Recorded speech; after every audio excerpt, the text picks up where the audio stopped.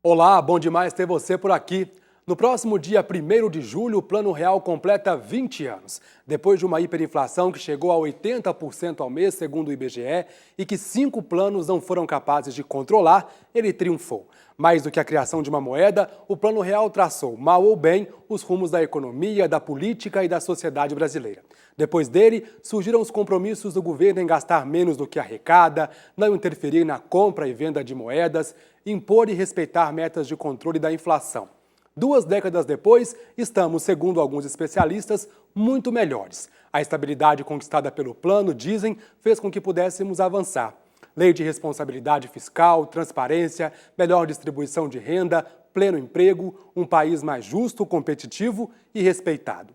Os mais críticos dizem que esses avanços independem do plano e dependem muito mais da vontade política. Nos convidam, inclusive, a nos atentar para o que chamam de custos do plano. Alta taxa de juros, privatização de estatais, abertura ao capital estrangeiro, produtos nacionais pouco competitivos, desemprego, superdependência do Fundo Monetário Internacional, desigualdade social. No programa de hoje vamos revisitar a trajetória do real e entender a economia, com todo o poder que ela tem de eleger políticos e de torná-los heróis e vilões na história. Fique com a gente, o 2 Pontos já começou. O primeiro computador eletrônico foi um produto da Segunda Guerra. Representava a separação do mundo em dois. Ela precisa ter uma descoberta iria salvar o mundo. Para falar sobre os 20 anos do Plano Real, nós convidamos Bruno Reis. Bruno é graduado em Economia, mestre e doutor em Ciência Política. Atualmente é professor associado na Faculdade de Filosofia e Ciências Humanas da UFMG. 2 pontos para ele. Fernando Henrique foi um cara afortunado, porque estava no lugar certo na hora certa. Se não tem um impeachment do Collor, por exemplo, Fernando Henrique encerra a carreira no seu primeiro mandato de senador e vai escrever as memórias no SEBRAP. Convidamos também Mário Rodarte. Mário é graduado e mestre em Economia e doutor em Demografia. Atualmente é professor adjunto da Faculdade de Ciências Econômicas da UFMG. 2 pontos para ele. Estabilizar a inflação, direita e esquerda, mal ou bem, desejam. Né? E é difícil ir contra isso. Agora, fazer crescer a economia, aí já é uma bola dividida, porque alguns querem a economia crescendo com certo direcionamento, talvez mais laissez-faire, né? E outros querem com certo dirigismo estatal. Bom, nós convidamos e eles aceitaram o nosso convite. Muito obrigado, viu, pela presença de vocês. Bom, a gente chegou a uma inflação de 82% em março de 1990, né? E no acumulado de 1980 a 1995, a inflação chegou a 20 trilhões, ou seja, um número gigante. Como é que a gente chegou a essa situação desastrosa e assustadora? Bom, esse crescimento da inflação tem várias raízes, né, e remontam à década de 70. Né? Nesse período, nós observamos um crescimento dos preços de commodities que nós precisávamos, principalmente o preço do petróleo, e houve a crise do Oriente Médio, né, e que elevou muito o preço do barril de petróleo e começamos a endividar bastante. Depois disso, no comecinho, entre final de 79 e 80, houve a elevação dos juros americanos, que fez com que o Brasil se endividasse bastante, aumentou muito a nossa dívida externa. E qual que foi a resposta do governo? Foi desvalorizar para poder pagar essa dívida. Só que a desvalorização, ela, se por um lado traz uma competitividade do setor industrial, por outro, ela repassa preços. E com isso começou-se a ter uma bola de neve, né? Um aumento generalizado dos preços em alta velocidade e acaba que isso se torna um fenômeno em que a causa inicial ela perde um pouco a sua força e ela começa a se mover quase que por força própria, né? É o que se chama muitas vezes de inflação inercial, né? Ou seja, nós temos uma inflação elevada hoje porque anteriormente nós tivemos uma inflação elevada.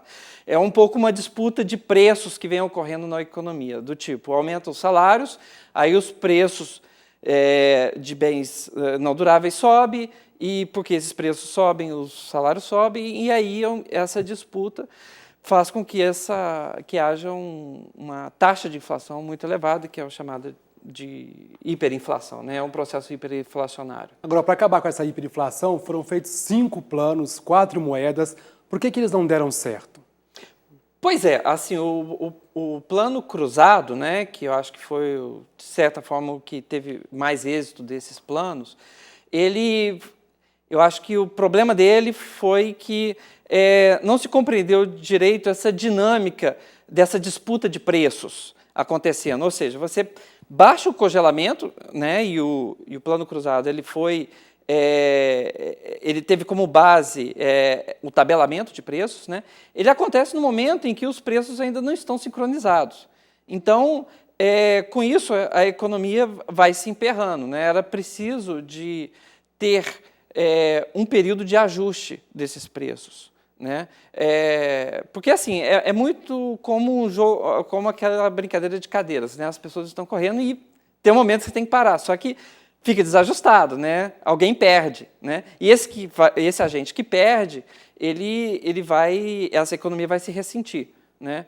E o plano cruzado ele teve o plano real, aliás, ele teve essa engenhosidade que ele teve uma maleabilidade, né? A sua forma o seu plano, ele teve uma forma de fazer com que esse problema não existisse, né? Houve uma reacomodação de preços, inclusive a gente vai ver que em 95 a taxa de inflação foi de 27%, algo assim. Então, assim, houve um período de reacomodação, o que não teve no plano cruzado. Agora, o cenário político da época, ele de certa forma contribuiu para esse fracasso dos outros planos? De alguma maneira, sim. Quer dizer, você tem um cenário político muito difícil, né? Você tem a transição do regime militar no meio do processo. Em 84 tem diretas já, 85 a sucessão do Figueiredo. E a oposição ganha a eleição e ia empossar Tancredo, mas Tancredo morre antes de tomar posse.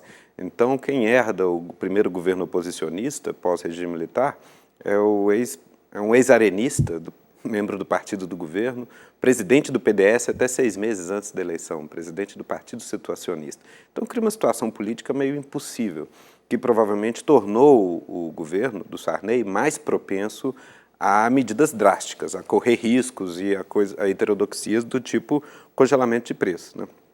O Mário estava explicando aqui, a grande dificuldade de congelamento de preços é meio convencer todo mundo a fingir que nada tinha acontecido. Na hora é o descongelamento, né? Você faz uma intervenção repentina, súbita, sem aviso na economia, pega algumas pessoas com preços defasados, impõe coercitivamente o congelamento de preços e depois tenta convencer os agentes, fala, olha, foi só dessa vez, não precisa preocupar, nunca mais vai acontecer. É lógico que a única coisa que o empresário, o pequeno comerciante, o sindicalista, ele não sabe se a inflação vai voltar ou não, mas a única coisa que ele sabe é que ele não pode se deixar pegar desprevenido de novo. Então, imediatamente, né, quando vinha o descongelamento, a inflação voltava de saída para o patamar onde estava e continuava subindo. Então, era uma armadilha o problema do congelamento, né? E a gente teve que incorrer nele, por fragilidade até do governo, teve que incorrer nele várias vezes, né? Umas 3 ou 4 vezes a coisa baseou-se em congelamento. Agora, alguns especialistas e até membros da política que criou o Plano Real dizem que um dos responsáveis pelo sucesso dele foi a transparência. De fato, é realmente isso? Só a transparência de ter explicado para a população, didaticamente, o plano, já é um motivo de sucesso realmente do plano? Olha, eu acho que tem outros elementos aí, né? O primeiro, que eu acho que é um ponto exitoso, é que ele não se baseou em tabelamento de preços, né? Ele criou, por um determinado momento, teve 2 moedas, né? Essa moeda que seguia tendo inflação, que foi o Cruzeiro Real, né?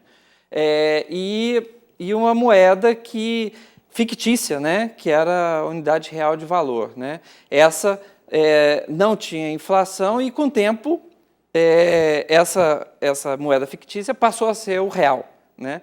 Então, assim, ele tirou a memória inflacionária de uma forma muito mais tranquila, né? Mas, assim, o que eu acho que fez com que não houvesse uma nova elevação de preços é que se utilizou muito a chamada âncora cambial, ou seja, manteve-se o câmbio muito valorizado, né?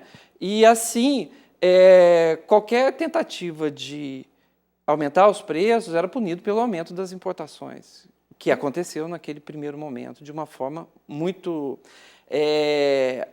os críticos do plano, né, falam que foi até de uma forma desastrosa, como se houve um processo de valorização do câmbio, né? Ele estava fixado antes de R$1 para $1 e caiu para 82 centavos o dólar, né? Então, assim, a equipe ela procurou derrubar as tarifas de importação para ter essa concorrência dos importados, né? Mas eles fizeram de uma forma, talvez, exageraram um pouco na dose, né? Porque assim, vários críticos falam que a importação, na medida que você tem um câmbio já favorável à importação, você tem um lapso temporal em que a importação realmente venha, né? Porque é preciso de ter os agentes econômicos, né, contratando esses produtos importados, né? E como se não se tinha uma resposta rápida, começou-se a fazer políticas para realmente reduzir ainda mais as tarifas de importados e o mercado, de certa forma, começou a sofrer um outro efeito, né, que ele ficou muito vulnerável às importações, né, setores inteiros, né, perderam a competitividade para exportar e estiveram acuados por causa da elevada importação. Agora, em relação ao cenário político da época, a gente tinha um cenário meio conturbado, assim, de um presidente que tinha tomado posse depois do impeachment do Collor, não tinha maioria do Congresso, havia demitido 3 ministros da Fazenda em menos de 7 meses, enfim... Por que mesmo com todo esse emaranhado, esses problemas, ele foi viável politicamente? Bom, eu acho que tem várias coisas acontecendo aí. Primeiro, tem um real aprendizado, né, da parte dos economistas, principalmente, né, do cruzado 8 anos antes até o real em 94. Quer dizer, a hipótese da moeda indexada, né, já aparecia em alguns trabalhos desde antes do cruzado. Só que ela parecia, assim, operacionalmente caótica, algo muito difícil de administrar, e o congelamento parecia politicamente mais viável. E aí recorreu-se a ele umas 3, 4 vezes, até que ficou impraticável. Quando Collor toma posse no início de 90, eu já nem tenho certeza se no plano Collor 1 ele recorreu ao congelamento, mas com ou sem congelamento ele foi para o confisco, né? Ele foi congelar ativos financeiros, não só preços, né? E, enfim, foi uma espécie de fundo do poço, onde você não podia ir além daquilo. E de 90 até 94, foi uma sucessão de ministros da Fazenda, quer dizer, depois que cai a Zélia, e vem Marcílio Marques Moreira, e depois os 3 ministros do Itamar, que foram Gustavo Krause, Paulo Haddad e Eliseu Rezende, finalmente veio Fernando Henrique. Era uma situação muito engraçada, que a inflação mensal era bastante alta, oscilando, sei lá, de cabeça assim, uns 30% ao mês, digamos, e todo ministro da Fazenda insistindo com a população de que simplesmente não ia fazer nada. Porque, basicamente, a primeira coisa que ele precisava era acalmar o público. E isso induziu essa ancoragem, isso que eles chamam de transparência, fundamentalmente essa ideia de implementar a tal da moeda indexada. Deixa o Cruzeiro Real subir, enfim, inflacionar-se, do jeito que era a última moeda que a gente teve, né, na época do Itamar, chamava-se já Cruzeiro Real. E enquanto a tal da URV convergia para uma inflação zero depois de algum alinhamento de preço.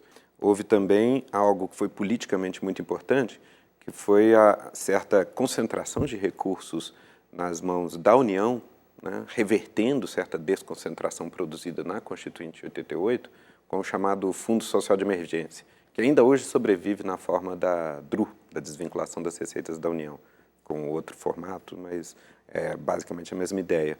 Naquele momento, algo politicamente muito importante aconteceu, porque o PFL, então o PFL, hoje DEM, tinha basicamente ficado relegado a uma posição frágil e tinha naufragado junto com o impeachment do Collor, e estava bastante isolado.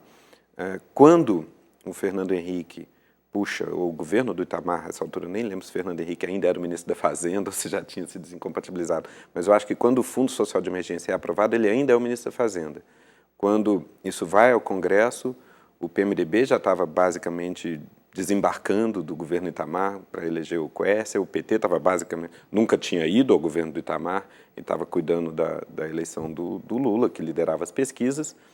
O que acontece é que o PFL é o principal, junto com o PSDB, que então era um partido menor, o PFL vota em peso nesse Fundo Social de Emergência. Foi o primeiro momento, digamos assim, fundacional da aliança que ainda hoje existe entre PSDB e DEM, que se constituiu, se materializou na chapa do Fernando Henrique, que tinha um vice do PFL, o Marco Maciel.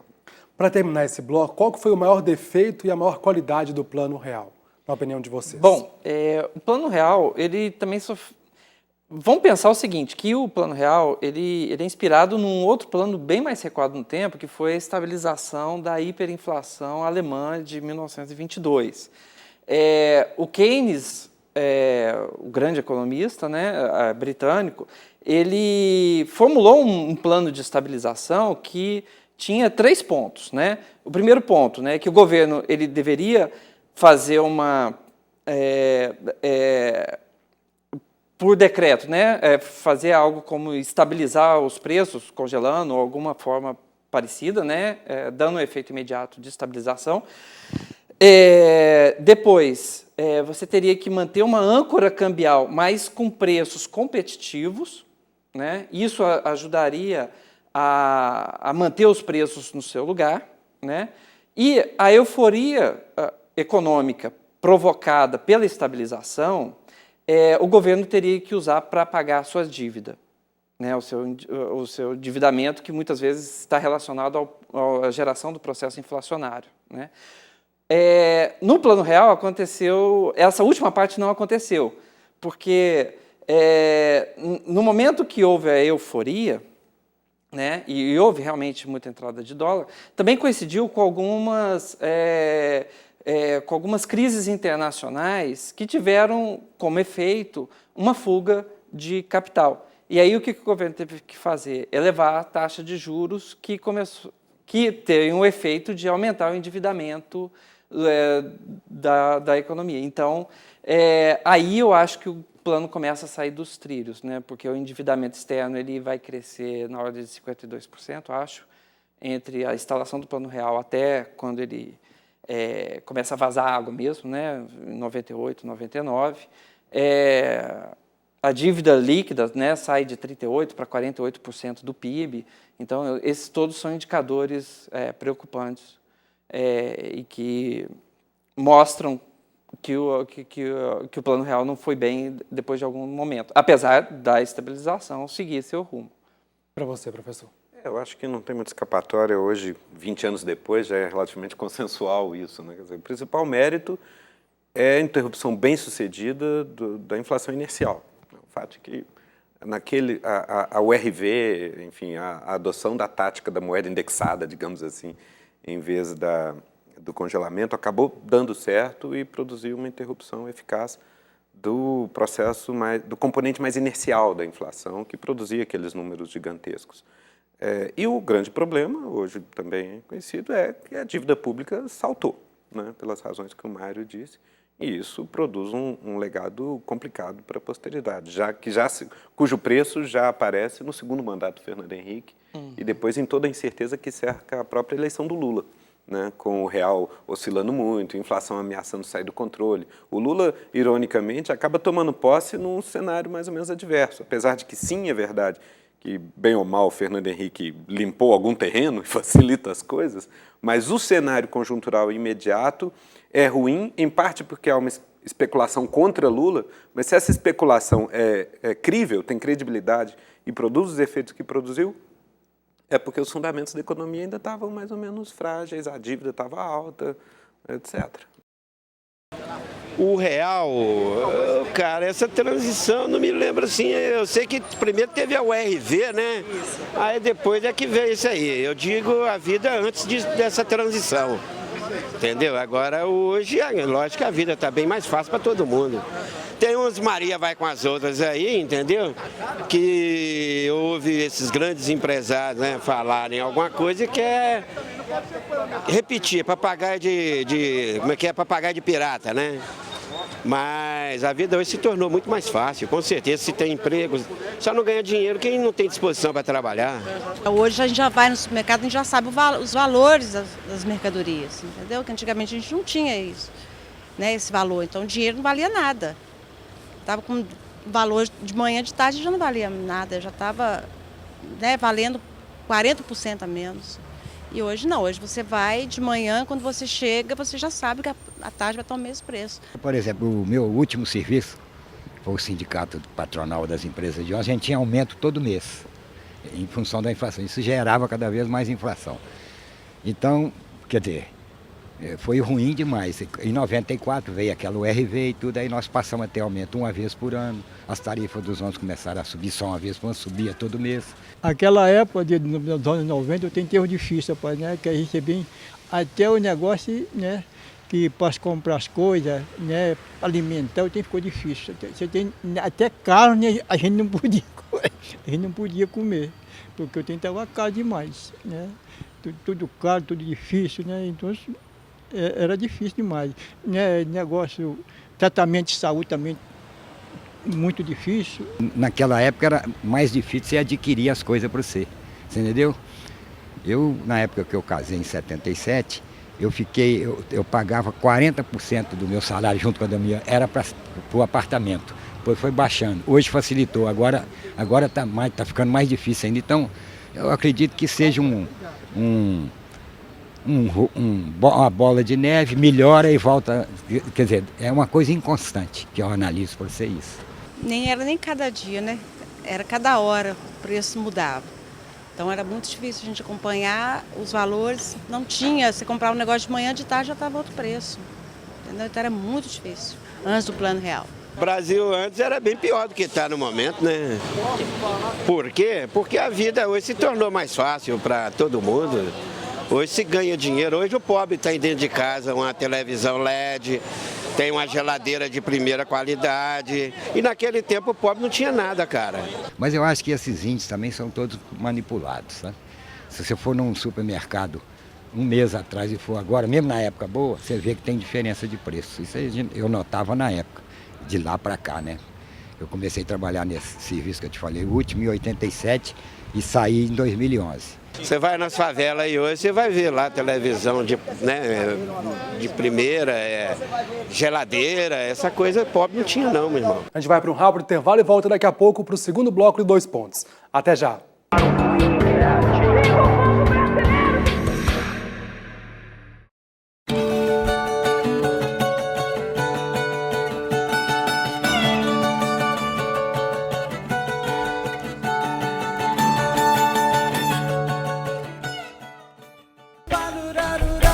O sangue da sentença fez cada filho meu chorar. Troquei o ouro e a riqueza pelo colorido celebrar. Todo esse chão será casa. Todo esse chão será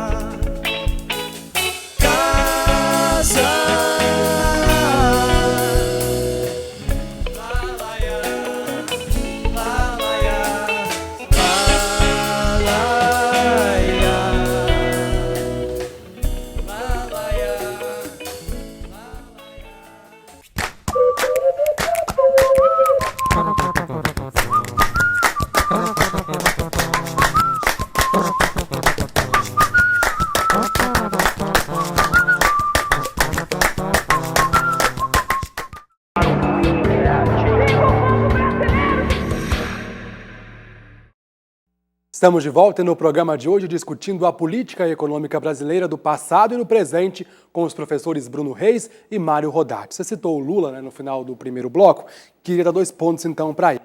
O Plano Real tem cheiro de estelionato eleitoral, disse o Lula em 94. Queria saber qual foi o uso político que foi feito do Real e principalmente o impacto do plano nas eleições de 94. Bom, o impacto do plano nas eleições de 94 é determinante, né? O simples fato de que pega um senador desconhecido, né, que tinha tornado ministro da Fazenda, que é uma posição raramente popular, né? Então, e torna ele capaz de vencer o Lula, que já àquela altura era um cara de um capital eleitoral considerável.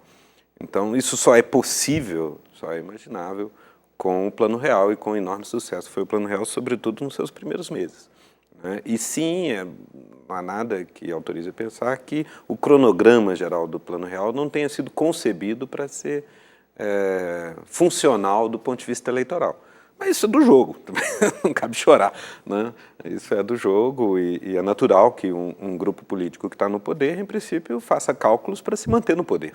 Ainda mais quando trata de se manter no poder, entregando algo politicamente tão valioso quanto a estabilização monetária, é do jogo. É natural que o Lula reagisse de maneira rabugenta, né? Porque ele está liderando as pesquisas, de repente, em coisa de um mês, as pesquisas viram de cabeça para baixo, está basicamente derrotado.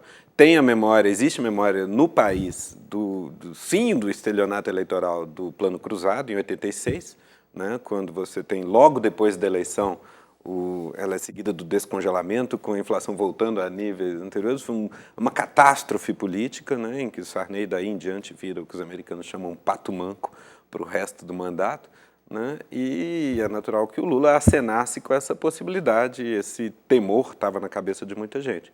Mas, enfim, não era o caso e ele ficou falando sozinho. Não tinha muito o que ele pudesse fazer. Se ele tentasse, àquela altura também, adotar qualquer outro tipo de discurso também, não vejo muito cenário em que ele pudesse evitar a derrota, não perder a eleição com a realidade do Plano Real naquele momento. Agora, embora tenha melhorado a inflação, né, os índices de inflação logo depois da criação do plano, depois veio o desemprego, aquele cenário que você já citou no primeiro bloco.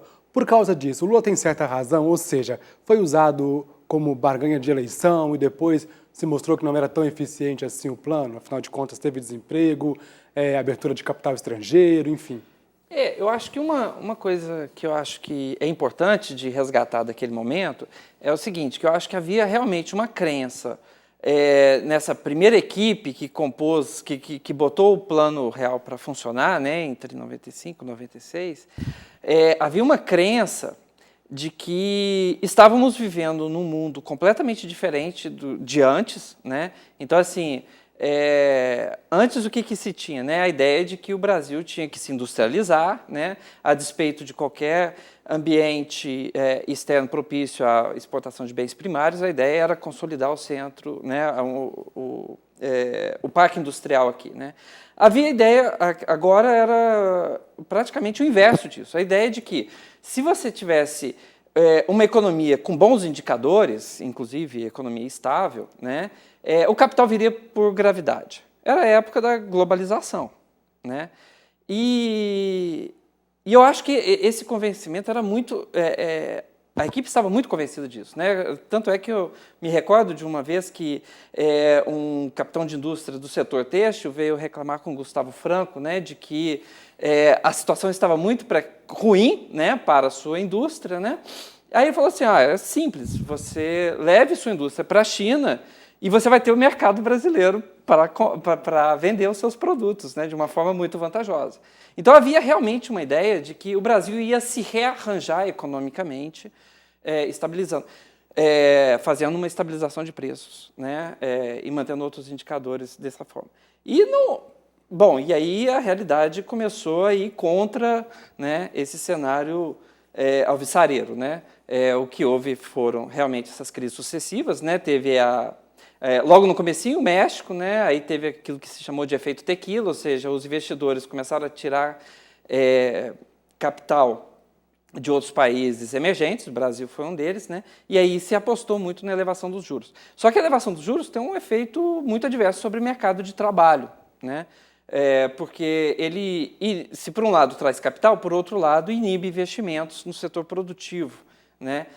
Inibe consumo de bens duráveis. Isso tem um impacto muito grande sobre o surgimento de novos empregos, né? O ritmo de crescimento da ocupação. Né? Então, aí começou-se... Então, assim, aquele estado de euforia inicial foi cedendo espaço para um espaço de pessimismo, muito ao ritmo da elevação das taxas de juros. Né? Então, assim, eu ouvia muito aquele dizer irônico, assim, a moeda é forte, mas eu não tenho essa moeda no meu bolso. Né? Quer dizer, o salário era alto, né? Porque assim, a inflação controlada ela tem um efeito de proteger os salários. Então vamos comparar só uma coisa. Se a gente passou mal pelas crises do México, da Rússia, da Argentina, E passou bem pela crise de 2008, né, quando Lula era presidente. A gente pode acreditar a estabilidade ao Plano Real ou a governos? Bom, aí tem uma questão de macroeconomia advinda da engenharia que você aplica, macroeconômica que você aplica. Ou seja, no câmbio fixo, que era a âncora cambial, né, ele tem um efeito de controlar a inflação, mas ele tem um outro efeito colateral, às vezes, que é o de importar quase automaticamente a crise do outro, sabe? Por quê? Porque você tem que manter o câmbio fixo, você vai ter que elevar a taxa de juros, e ele tem um efeito adverso. Então, assim, numa situação em que existe fuga de capitais, você traz a crise para cá, porque você tem que elevar os juros e isso vai diminuir a demanda agregada, né? o ritmo de crescimento da economia. Já no cenário do Lula, da crise de 2007, 2008, o Brasil estava livre desses mecanismos, né? Já era um câmbio flexível e o Brasil teve muito mais margem de manobra para se adequar. Existe uma discussão histórica sobre a paternidade do Plano Real, né? E eu vou dar 2 pontos aqui para o Itamar Franco, que faleceu em 2011. Certa vez ele disse: para mim, Rubens Recupero é o principal sacerdote do Plano Real. Fernando Henrique Cardoso tinha assinado a cédula e eu errei deixando que assinasse. Cardoso entende de economia tanto quanto eu. Talvez eu entenda mais. 2 perguntas. A primeira, de fato, quem é o pai do Real? E segunda, por que é tão importante que a gente saiba quem que é? Ou não, é só mesmo uma disputa política de menor importância? A medida da importância da paternidade do Real são os 2 mandatos do Fernando Henrique, né? Então, assim, o Fernando Henrique, enfim, um sociólogo como tantos aí a gente vê na universidade, né? E tantos eventuais acadêmicos que passam pela política, passam e vão embora, porque, enfim, política, como dizem os políticos profissionais, é para quem é do ramo, né? Fernando Henrique foi um cara afortunado, porque estava no lugar certo na hora certa e, em vez de encerrar a carreira, se não tem um impeachment do Collor, por exemplo, Fernando Henrique encerra a carreira no seu primeiro mandato de senador e vai escrever as memórias no SEBRAP, né? Mas teve o impeachment e depois Agora, ele estava no lugar certo, na hora certa, por algumas virtudes dele, alguns méritos dele, porque o Itamar não tem muito por que ficar reclamando, porque ele fritou 3 ministros em 6 meses antes de entregar o Ministério da Fazenda para um tucano de alta plumagem como o Fernando Henrique. Naquele momento que ele põe Fernando Henrique lá, Fernando Henrique é um ministro não demissível. Tá? Ou, se o Itamar tenta demitir o Fernando Henrique 2 meses, igual fez com os outros, provavelmente ele próprio ia começar a ter dificuldades para acabar seu mandato. Então, o Fernando Henrique, desde o momento que vira ministro da Fazenda, ele é uma espécie de primeiro-ministro, né? E, sim, foi ele que montou a turma, trouxe de volta a turma que já tinha dado tanta cabeçada no Real, etc., mas juntou a turma que já estava dispersa, bem ou mal eles tinham aprendido alguma coisa, e eram os caras que, desde o início, cogitavam da moeda indexada e foram operar isso. Montaram um esquema, a engenharia macroeconômica básica, para botar em pé o Real. E foi o Fernando Henrique, era, digamos assim, a reputação do Fernando Henrique que deu credibilidade ao governo para o Ministério da Fazenda poder reaglutinar essa turma, porque de outra maneira eles não teriam ido, né? Talvez outras pessoas, tecnicamente, um quadro como Paulo Haddad, ou mesmo Gustavo Krause, provavelmente era capaz de ver direitinho o que precisava ser feito, mas provavelmente ia ter dificuldade de ter a credibilidade política para implementar, para ter força para implementar e comprar as brigas que era necessário, mesmo que topicamente, comprar. E, com isso, eu acho que sim, apesar de tudo, quer dizer, o presidente era o Itamar, quando sai o Real, o ministro era o Recupero, o Fernando Henrique não é nem ministro da Fazenda, nem presidente, mas eu acho que não é, apesar disso tudo, injusto dar ao Fernando Henrique a paternidade do Real, com todas as limitações que ele próprio, Fernando Henrique, eventualmente tem. Durante a campanha, sempre perguntam, né, para os presidenciáveis sobre a condução da política e eles citam o tripé econômico, né? Dizem que vão manter o tripé econômico, que é as metas de superávit primário, metas de inflação e também de câmbio flutuante. Queria rapidamente, então, para a gente poder encerrar esse segundo bloco, que você explicasse para a gente o que são essas 3 metas. Certo. Essas metas, né, na verdade, são, de certa forma, os grandes indicadores que as grandes agências de classificação de risco, que orientam os investimentos, o fluxo de capital mundial, assistem nas economias, né? Então, assim, inflação, por si só, já se autoexplica por que ela tem que ser controlada, né? Ela causa dificuldades para os investidores, porque com a inflação você não consegue ter planos de investimento de longo prazo. Ele tem um efeito sobre distribuição de renda muito perverso, né? Então, inclusive, muito se falava na década de 80 e 90 que o problema maior do nosso problema de distribuição de renda era por causa da inflação muito alta, né? A questão do câmbio flutuante é porque realmente num período, né, num contexto atual em que não há muito controle do capital, né, é preciso de ter um câmbio flutuante para, de certa forma, penalizar ações especulativas e a economia se autocorrigir. Seria basicamente isso, né? E realmente são os pilares que, de certa forma, eu não diria que para o governo ele tem que servir como meta manter-se firme assistindo a esses indicadores, mas é preciso de tê-los em conta sempre. E por que os presidenciáveis sempre se comprometem com esse tripé? Porque tem uma coisa que definitivamente não pode acontecer, é a inflação disparar. Entendeu? Assim, isso é claríssimo. Eu lembro que quando em 2002, por exemplo, havia quem, entre o pessoal mais próximo aos tucanos, duvidasse da credibilidade da Carta ao Povo Brasileiro, em que ele se comprometeu com isso tudo, que falava assim, 6 meses atrás, Congresso do PT lá em Recife estava falando um discurso completamente diferente. Eu falava, gente, isso é totalmente irrelevante. Quem quer que governe no país agora vai fazer o que for preciso para a inflação não sair do controle. E eu achava que o Lula tinha montanhas de razões para ser conservador, porque eu achava, em política econômica, porque eu achava que o tempo jogava a favor dele, como de fato mostrou, né? Ele precisava, o crucial para ele, naquele momento crítico, mas vale um pouco para todos, é não se deixar derrubar por uma crise econômica aguda, né? E aí, com isso, a mera estabilidade, a mera continuação de estabilidade desarma mitos e os medos da Regina Duarte e coisas assim, né? De maneira a permitir ele governar e ganhar espaço para ir, pouco a pouco, procurando a agenda dele no varejo, né? Porque no atacado ele concedeu.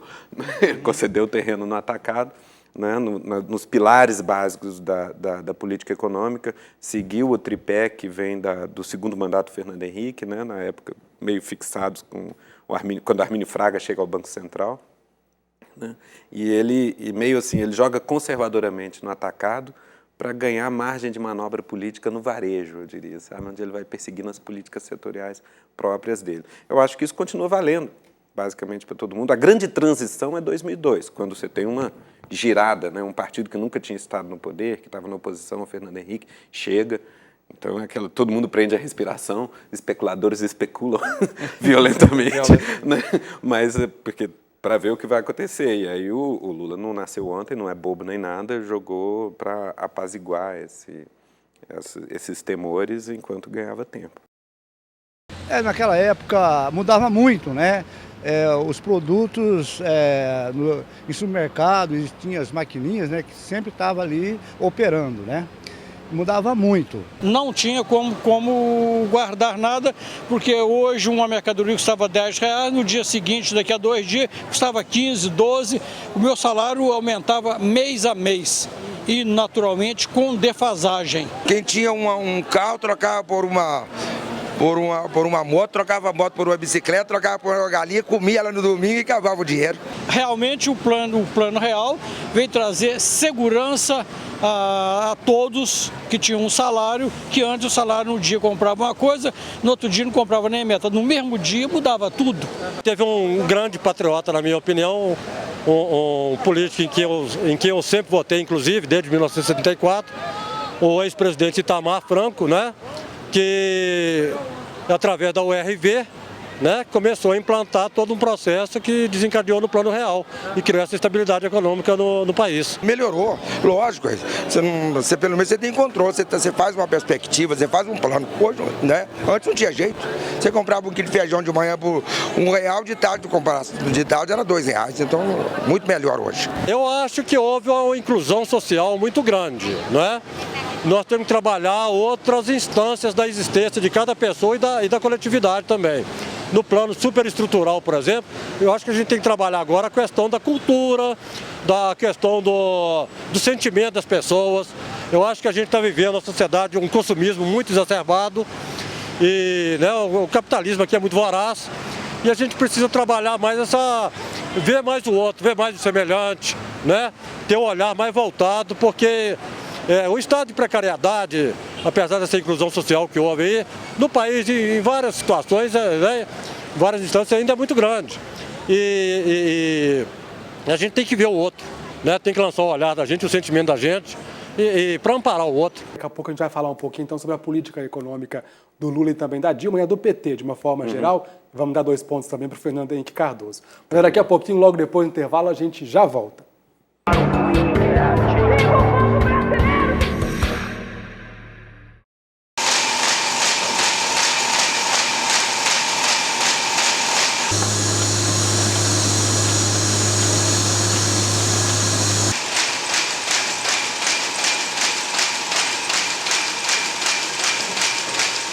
Papo torto, egoísmo, escroto, prefiro o oposto. Namastê, o hip hop é que está em mim, saúde o que está em você. O hip hop é que está em mim, saúde o que está em você. Namastê, família, namastê. Namastê. Somos hip hop todo mundo. De bigode. Vai!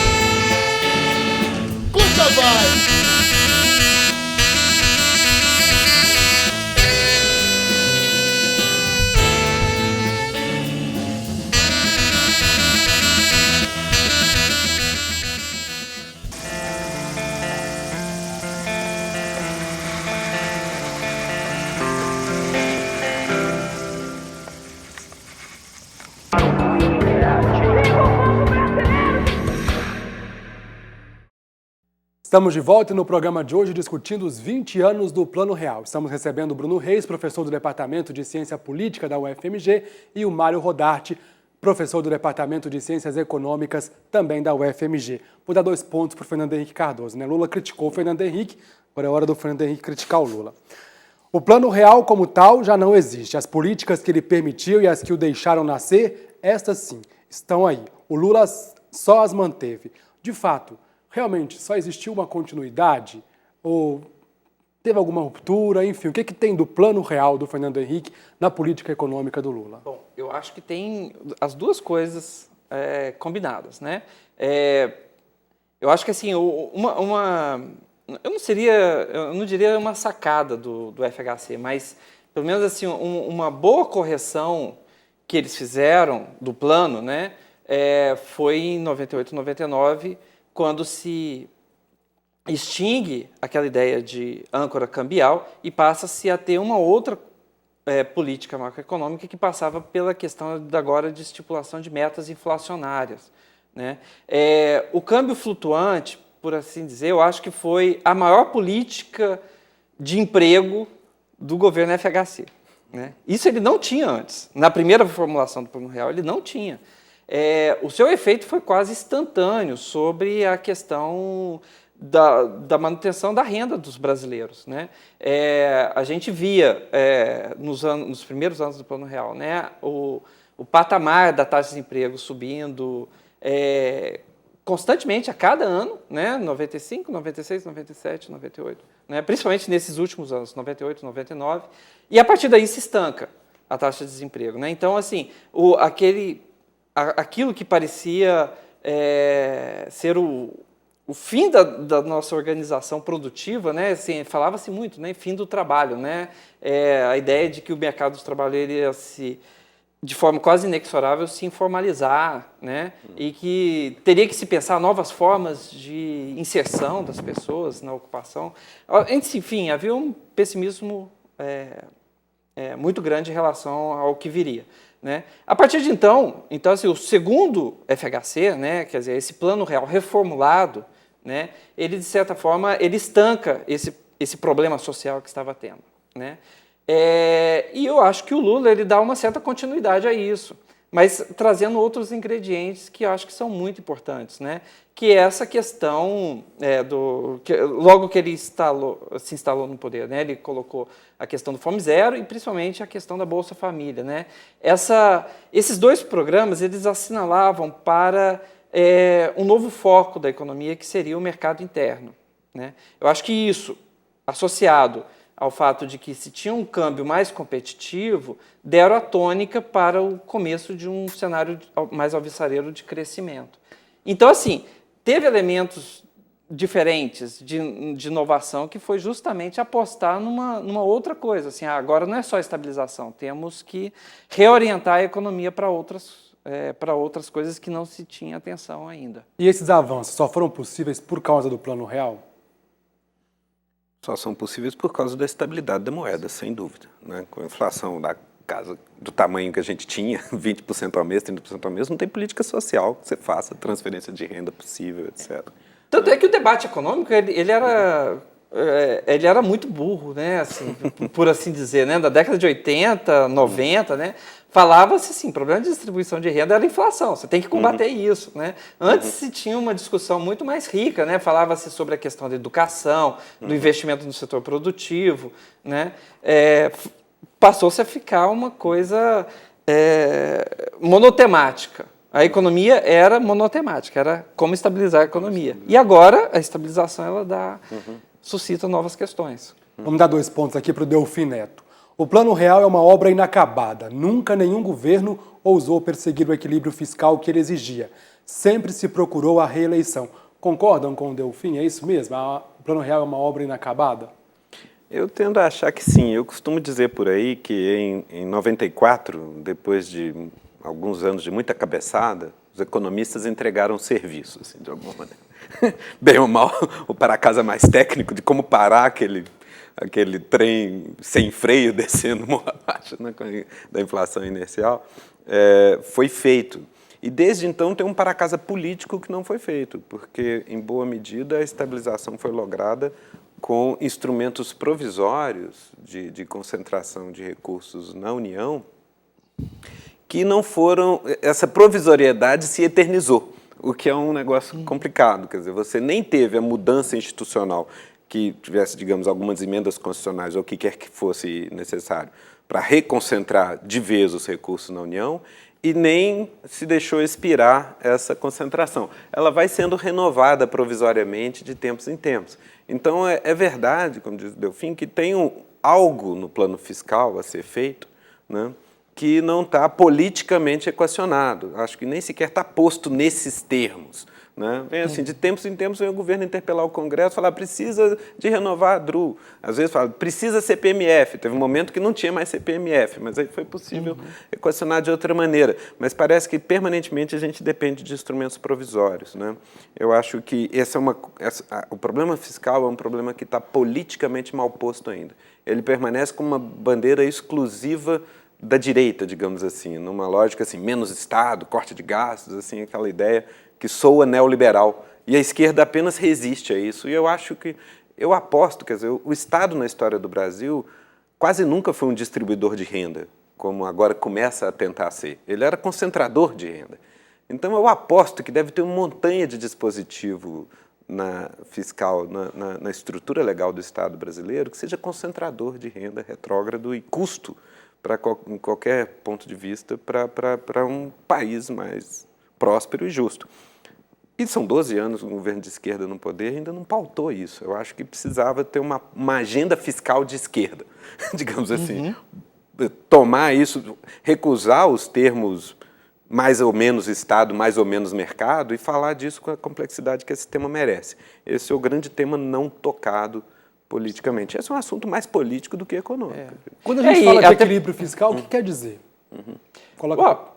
O equilíbrio fiscal é não ter um déficit desmensurado, né? Assim, mas aí esse é um ponto complicado e realmente uma questão muito política, né? Envolve também um certo qual que é a preferência da população, que economia você quer, né?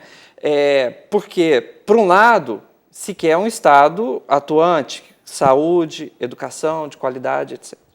Mas não se quer uma carga tributária também elevada. Então, assim, isso tem que ser equacionado para se ter um equilíbrio fiscal, né? Não dá para ter um Estado gastador de um lado sem que não haja uma contra esse lado negativo que é a carga tributária elevada. Então, é uma coisa que Delfim também vira e mexe e trata disso. Assim, já foi provado pela Constituição de 88 que a população prefere um Estado que é ativo na economia, né? Então, temos que ter um orçamento, né, e uma receita conivente, quer dizer, concordante, né, que equaliza receita com despesa, né? E isso, politicamente, é muito complicado. Sabemos disso, né? Teve até uns dias atrás o dia do sem imposto, né, em que o combustível era vendido como que se não tivesse tarifas em cima, né? Então, assim, esse é um debate que tem que ser feito pela esquerda, inclusive, né? Assim, não ter imposto significa abrir mão de algumas conquistas ou de um Estado que existe uma certa preferência, ou às vezes até necessidade. É o grande desafio para os próximos 20 anos? Ou existem outros? Esse é o pano de fundo de qualquer desafio que a gente põe agora, porque o que está acontecendo? Eu gostei da formulação que o Fernando Haddad deu ao que aconteceu em junho de 2013, que é a ideia, enfim, e o Renato Giannini Ribeiro recentemente falou das várias agendas, né? A gente teve a transição, depois a estabilização, depois, quando ninguém esperava, um ataque maciço à questão social que produziu resultados mais importantes do que a gente conseguiria imaginar quando o Lula tomou posse. E agora o que acontece é o seguinte, essas melhorias todas foram, digamos assim, da porta de casa para dentro. A renda está melhor, o consumo está melhor, perspectivas de emprego estão melhores. Só que os serviços da porta da rua para fora não acompanham, né? E as expectativas são crescentes, e daí a insatisfação que só vai piorar, né, na medida em que o quadro social melhorar, porque as pessoas não querem ser tratadas com respeito e terem serviços decentes da porta. Agora, isso depende de capacidade de investimento e planejamento de longo prazo do Estado, e mesmo do setor privado, que seja, mas que você tenha horizontes de prazo relativamente largo para ter investimento em infraestrutura, em serviços que demandam estrutura de financiamento complexa, etc., etc. Nesse arranjo meio assim, da mão para a boca, meio da acochambrada fiscal ali para tentar fechar, manter um superávit tal ou qual, para ver se segura as pontas, num equilíbrio no limite ali de uma inflação tolerável, de uma taxa de juros ali alta, das mais altas do mundo, é algo que naturalmente estrangula a nossa capacidade de prestar políticas decentes e oferecer serviços de qualidade para a população que vai demandar cada vez mais, porque já não é a população miserável que a gente se habituou a fantasiar, né, na história que o Brasil seria sempre um país pobre, cheio de pobreza e tal. Cada vez menos é o caso. Falamos do legado aí do Fernando Henrique e também do Lula, agora falta dizer da Dilma, né? Qual que é a contribuição que o governo dela dá para a política econômica? Bom, eu acho que a contribuição muito que ela passa é a ideia da continuidade, mal ou bem, das coisas positivas que veio ocorrendo, né? Ela, de certa forma, consolida aquelas políticas que o Lula tem, né? Eu acho que vale destacar, né, essa preocupação em manter, como, por exemplo, essa política de valorização do salário mínimo, né? Isso a gente vê durante o governo dela, de uma forma bem interessante, essa preocupação em manter políticas sociais que eu acho que são de longo alcance, né, como, por exemplo, o Bolsa Família, tem aquela questão, né, não é apenas uma ajuda emergencial às famílias mais pobres, ela tem também aquela contrapartida de filhos permanecendo na escola, então, mais à frente, isso pode ter um impacto muito positivo no setor produtivo, porque a mão de obra vai estar mais qualificada, né? Embora ainda tenha muitas outras questões para se resolver, né? A qualidade do ensino também é um problema que ainda não foi equalizado, né? Mas eu acho que eu acho que ela quer, né, vender a imagem e fazer real a ideia de que é uma gestão do crescimento, mas ela tem encontrado certos desafios, né? Assim, o crescimento econômico dos últimos 2 anos, pelo menos, foram muito abaixo do esperado, né? Uhum. Então, é uma questão para se resolver. Mas esse é um problema que eu acho que o desafio da Dilma, eventualmente até se ela ganhar, ou do próximo governante, né, é que a agenda não vai ser consensual como foram as outras, né? Porque, assim, estabilizar a inflação, direita e esquerda, mal ou bem, desejam. Né? E é difícil ir contra isso. Agora, do lado do Lula, né, a bandeira foi a questão da igualdade. Né? Também é, de certa forma, consensual. E é difícil ir contra essas medidas. Agora, fazer crescer a economia, aí já é uma bola dividida, porque alguns querem a economia crescendo com certo direcionamento, talvez mais laissez-faire, né? E outros querem com certo dirigismo estatal. Ou seja, seria um terceiro passo. Seria o terceiro passo, fazer a economia crescer. Só que fazer a economia crescer, ela encontra um debate aí de duas forças muito fortes. Sobre como fazer crescer. Sobre como fazer crescer. E a crítica que se recai muito sobre ela é que ela dá muito dirigismo, né? Ela fica atrapalhando a mão invisível, né, da economia. Quero citar aqui o Stephen King, que é economista-chefe do HSBC. Ele diz o seguinte: a estabilidade de preços é obviamente desejável, mas o regime de metas de inflação em si mesmo corre o risco de se tornar um fetiche. Realmente, né, chega a época de eleição, vem sempre esse discurso de inflação, o perigo da inflação. De certa forma, isso não é exagerado? Não há de se pensar também numa flexibilização da inflação, até pelo crescimento, ou não? Olha, eu acho que, do ponto de vista internacional, até onde eu consigo ver literatura sobre essa economia política da inflação, em boa medida a inflação é uma preocupação relativamente conservadora e que a população e o eleitorado quer mesmo é emprego baixo, desemprego baixo e emprego e tal. Agora, eu não estenderia isso ao Brasil. Né? Se você tem...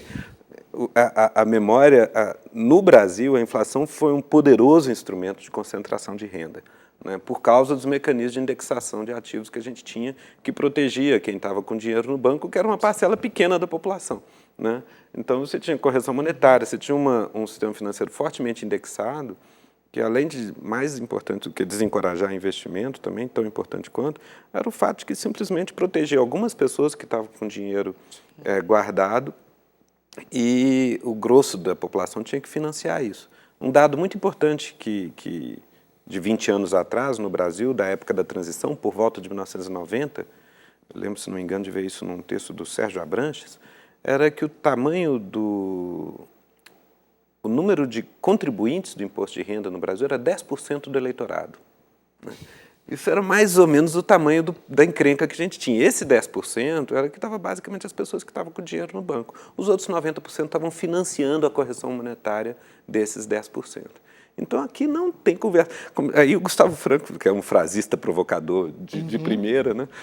Uma das boas dele falou, tratar de lidar com o caso brasileiro, modulando um pouco, tolerando um pouco mais de inflação, é meio como recomendar um whiskinho para o cara que está no Alcoólicos Anônimos, né? Em que o cara está muito nervoso, dá um whiskinho para ele vai acalmar, mas daí a pouco ele está afundado em whisky de novo. Então, o caso do Brasil é um caso de inflação crônica, alta, por muito tempo, com efeitos sociais muito perversos, né? Que protegia a nós, no certo sentido, classe média, alta, quem estava com dinheiro no banco. A população trabalhadora financiava isso. Então, não tem cenário disso. É muito importante se ater a um regime de metas de inflação relativamente baixo. O Brasil hoje opera com inflação que, claramente, operável, é praticável 6% ao ano, mas internacionalmente é relativamente alta. Eu não acho que a gente deveria aceitar o risco, até distributivo, né, de tolerar mais do que isso, de ficar... Porque sempre pode. Quem que tem um ponto a mais? Quem que tem meio ponto a mais? Vamos embora, né? Mas eu acho que, no caso brasileiro, as conquistas sociais são de longe a coisa mais importante agora. A estabilidade do sistema político depende disso. Quer dizer, uma coisa é você nunca ter oferecido, outra coisa é ter chegado lá e ver se isso reverte. Se um Bolsa Família da vida começa a ser corroído de maneira palpável por inflação alta, mesmo que seja 10% ao ano, isso desestabiliza até politicamente o regime. Então, é algo para ser tratado com cautela, com conservadorismo. Eu não brincaria com a inflação. Então, manter a inflação nesse horizonte aí de 5% ao ano, dar um respiro e, sim, centrar fogo no para-casa fiscal. Eu acho que o desafio é exatamente escapar à polaridade que está posta na apropriação partidária desse tema. Mais Estado, mais mercado, né? Os liberais e os tucanos querendo menos Estado e mais mercado, e a esquerda, PT, mais Estado, menos mercado. Eu acho que isso é de uma simplicidade que não faz jus à complicação do problema que a gente está metido. Né? O problema não é ter mais ou menos Estado, o problema é ter um Estado poderoso bastante para fazer investimento, presidir o conflito distributivo e, de alguma maneira, operar. Isso não é simplesmente um Estado gordo, né, que está eventualmente sufocado por gasto corrente e tal. Nem sei se é o caso, mas não se trata apenas de crescer o Estado. Você tem um Estado, mesmo para quem preze o protagonismo do Estado na condução da economia, você precisa ter um Estado com capacidade de investimento e não saturado por gasto carimbado em toda parte. Esse é o desafio de equacionar isso politicamente. O que de economia entra aí no discurso político e eleitoral? Para a gente poder fechar o programa de hoje. O que vocês acham que vai estar em debate na economia durante o processo eleitoral? Eu acho que todas essas questões assim chaves, né? Assim, nos Estados Unidos, eu acho que o Instituto Gallup apura assim, dois focos de preocupação do eleitorado: é inflação e é desemprego, né? Então, assim, esses dois temas, eles de certa forma monopolizam, né? Se você tem um problema de carestia, de inflação, esse problema ele reorienta a política. Se o outro problema persiste, né, desemprego, ele também reorienta. Então, assim, esses problemas sempre vão estar pautados. E como existe sempre esse receio do retorno à inflação, eu acho que, de certa forma, nós somos igual um pouquinho à Alemanha, né? A Alemanha, ele manteve uma herança, uma memória daquele período da hiperinflação. Então, assim, esse tema vai ser uma constante, né? E a questão do crescimento, né, que realmente a economia ela andou patinando assim nesses últimos tempos, né? Ok, quero agradecer demais a presença de vocês aqui, viu? Muito obrigado, voltem sempre. Obrigado. Eu que agradeço. Bom, o programa de hoje está terminando. Mande suas críticas e sugestão para tvufmg@gmail.com. O Dois Pontos dá uma pausa pelas próximas semanas. Isso porque a TV UFMG passa a exibir a cobertura da Copa do Mundo de 2014, a Copa no Brasil. Todos os programas da TV darão lugar ao Portão C, atração apresentada a poucos metros de uma das entradas do Mineirão, um dos palcos da Copa. Uma produção que vai mobilizar toda a equipe. Vamos trazer reportagens especiais e notícias atualizadas do que acontece em Belo Horizonte e também por todo o país, numa parceria com a TV Brasil. Dos estúdios da TV UFMG, eu vou receber jornalistas e amantes do futebol para a gente discutir o desempenho das 32 seleções. Entre elas, claro, a seleção brasileira. Da redação, vamos levar até você a opinião nas redes sociais, as últimas notícias de dentro e fora dos gramados e o que a imprensa estrangeira está destacando sobre o Brasil e a Copa do Mundo.